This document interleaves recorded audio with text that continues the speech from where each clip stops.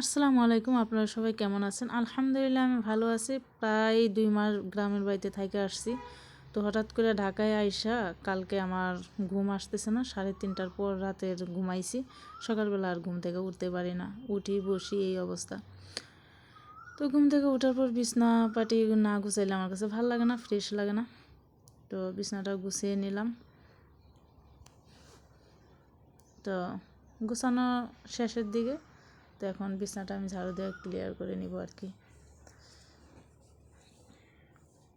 আর আমার একটু পরিপাটি থাকতে খুবই ভালো লাগে। তো সামনে আয়না, চেহারার কী হাল একটু দেখে নিলাম, কারণ গ্রামের বাড়িতে ছিলাম, অনেক রোদে বাদলে কাজ করা হয়েছে।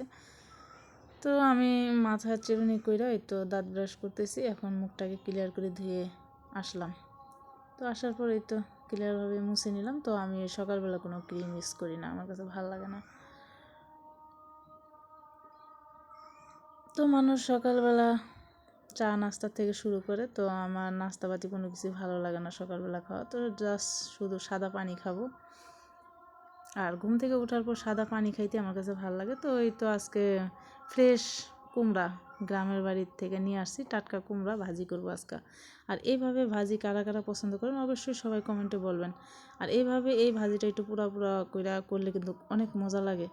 তো এই তো সাদা ভাতের সাথে আমি লেবু পেঁয়াজ ভাজি